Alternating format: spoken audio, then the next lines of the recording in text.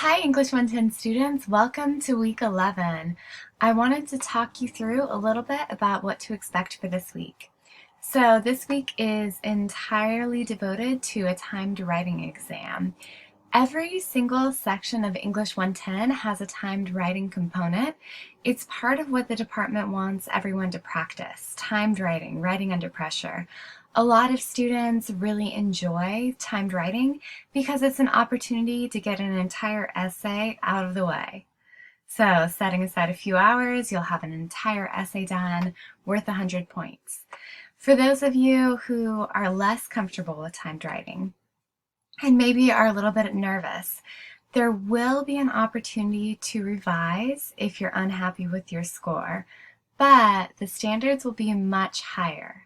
So timed writings are usually graded with a little bit more leniency because of course you're being timed. So, I'm not expecting a perfect essay. I want you to focus on the content and the structure, but it's okay if there's a certain number of grammatical mistakes or some misspellings or some sentences that are a little wonky. That's perfectly acceptable and expected for timed writing. So I wanted to take you over the guidelines for the timed essay. It's a short essay, at least 5 paragraphs, up to 8. You will have 3 hours to complete that, but you'll probably only need 1 hour. So typically students finish within an hour, but you're more than welcome to take the entire 3. So you are going to be choosing a time this week to take the exam. And you'll log into Canvas and you'll click Start for the exam, and it will give you 3 hours and it will start counting down, and there will be a little timer on the side. You can take this any time between Monday, November 2nd, and Sunday, November 8th at 11:59. But make sure to log in 3 hours before 11:59 p.m. on Sunday. And a couple things to keep in mind. You're going to be typing into a box provided. Don't write your essay beforehand. This is a timed writing. So the actual writing needs to take place during the exam, but there's definitely quite a few things I want you to do in preparation. So let's go ahead and take a look at some of the instructions. So first step is you're going to be choosing an article. There are 3 to choose from. They're all opinion editorials, which mean they're articles that have a lot of interesting rhetorical choices. They have a really strong position, they have colorful language, they have interesting choices with evidence. So your goal is to analyze the author's message and purpose, and to also look at the rhetoric, how the writer constructed their message, and which writerly choices are the most effective or not effective and why. One of them is by Barack Obama about solitary confinement. There's one about Spanish being taught in our schools, and there's one about vaping being tobacco's bait and switch. So go ahead and read all 3 and pick one. Then, after you pick one, you're going to take some time to analyze the rhetorical choices in the essay. So as you're analyzing, a lot of times students like to print out the article, circle, highlight, and take notes. But basically you want to read and jot down some notes on the writerly choices. So you might think about the tone, structure, repetition of key ideas. You might think about how the writer appeals to the audience's emotions. You might think about how the writer uses evidence. You can write about what's effective or not effective about the evidence. So for all of this, you can critique things you think the writer could have done better, choices that aren't working. You can include your reaction as a reader. Feel free to use I language. You can say, as a reader, I find this choice confusing, not effective, or I find this choice very effective, very persuasive. And keep in mind that, your final product, your essay, is going to be 5 to 8 paragraphs. So you might want to just focus on locating 3 to 4 rhetorical choices to write about. And then each rhetorical choice could become one body paragraph. So if you think the author's use of storytelling is really effective, you might write one paragraph on how storytelling works really well to present that argument the author's making. So that's your second step.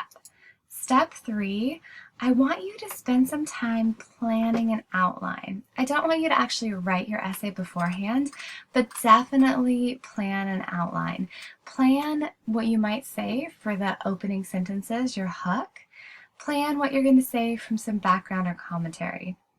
In your introduction, you want to briefly summarize the author's argument and include the author's first and last name and the title of the article.